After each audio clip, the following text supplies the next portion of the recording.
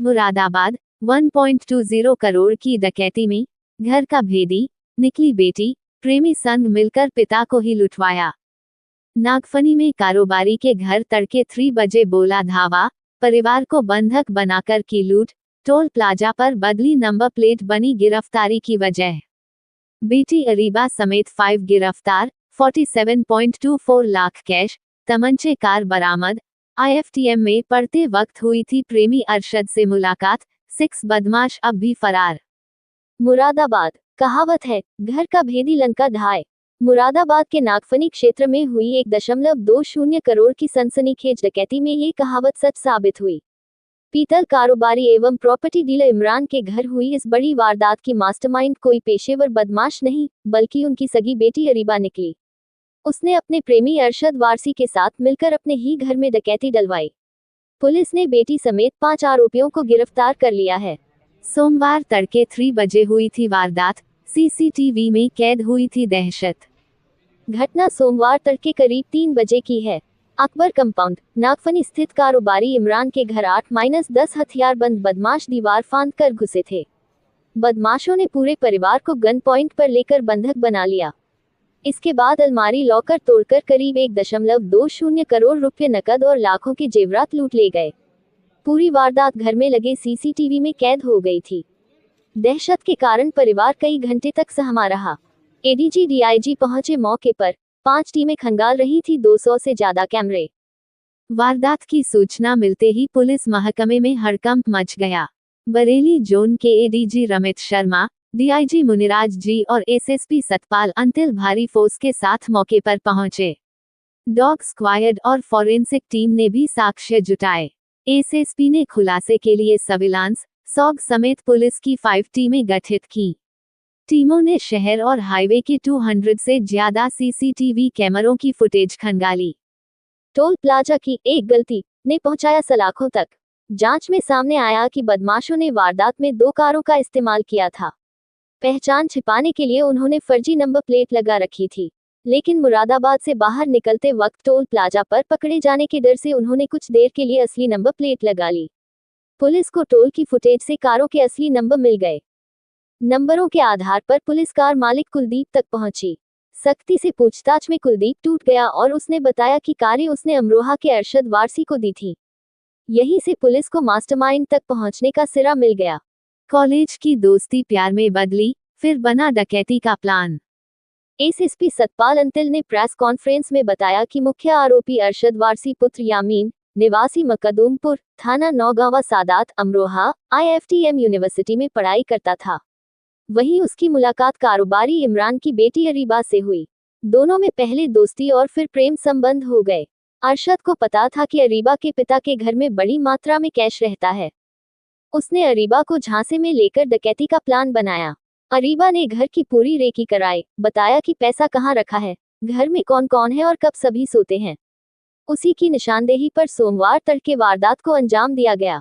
5 गिरफ्तार, 6 की तलाश जारी, बरामद हुआ ये सामान। पुलिस ने अरशद की निशानदेही पर कारोबारी की बेटी अरीबा, रवि कुमार निवासी बिजरा, निक्की निवासी तिगरिया भूड़, गजरौला और कुलदीप समेत 5 आरोपियों को गिरफ्तार किया है। बरामदगी 47,24,000 रुपये नकद, 2 तमंचे, कारतूस और वारदात में इस्तेमाल 2 कारें। फरार। पुलिस के अनुसार इस गैंग में 10-11 लोग शामिल थे। 6 बदमाश अभी फरार हैं, जिनकी तलाश में अमरोहा, संभल और दिल्ली में दबिश दी जा रही है। बेटी पर भरोसा था, उसी ने पीठ में छुरा घोंपा। गिरफ्तारी के बाद कारोबारी इमरान का परिवार सदमे में है। परिजनों का कहना है कि उन्हें यकीन नहीं हो रहा कि अरीबा ऐसा कर सकती है। हमने उसे पढ़ाया लिखाया, हर ख्वाहिश पूरी की, उसी ने घर की इज्जत और दौलत दोनों लुटवा दी, एक रिश्तेदार ने कहा। SSP सतपाल अंतिल ने बताया कि सभी आरोपियों ने जुर्म कबूल कर लिया है। फरार बदमाशों की गिरफ्तारी के बाद लूटी गई पूरी रकम बरामद कर ली जाएगी।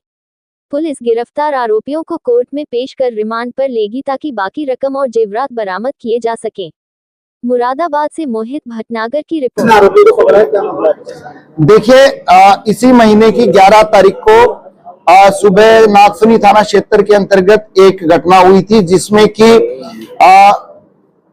अभियोग पंजीकृत किया गया और वादी के अनुसार उसमें 5-6 युवकों के द्वारा घर में घुसकर और उस परिवार के लोगों के अंदर भय व्याप्त करते हुए उसके घर से करीब 1 करोड़ रुपए से ऊपर और कुछ अन्य सामान वहां से लूट लिया गया।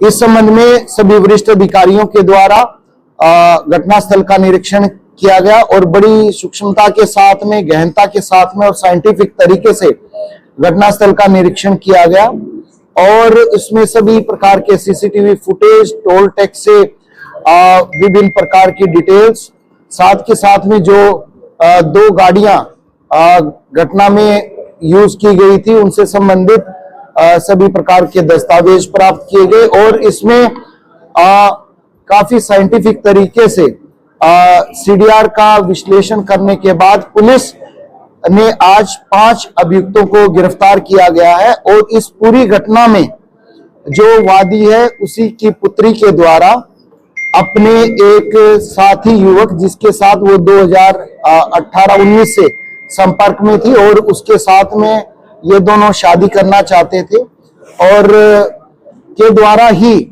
अपने कुछ दोस्तों को बुलाकर घटना को अंजाम दिया था, जिसमें इनके द्वारा धनराशि और दूसरी चीजें वहां से लूटी गई और इनके द्वारा अलग अलग तरीके से इस चीज को डिस्ट्रीब्यूट किया गया।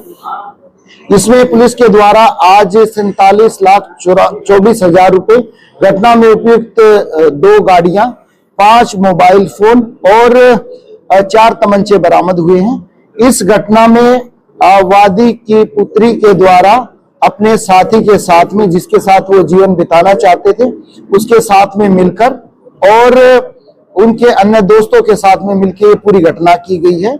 कुछ लोग अभी पुलिस की हिरासत में हैं, जिनसे गहनता से पूछताछ की जा रही है और जो बाकी रिकवरी है उसके प्रयास पुलिस के द्वारा किए जा रहे हैं। सर, एक डिजिटल लॉक की बात सामने है, किस तरीके से खोला गया? देखिए, घटनास्थल के निरीक्षण में बड़ा अच्छा उनका सिक्योरिटी सिस्टम था, लॉकिंग सिस्टम था और जो लोग थे वो बड़ी सुपीरियर क्वालिटी के डिजिटल लॉक थे।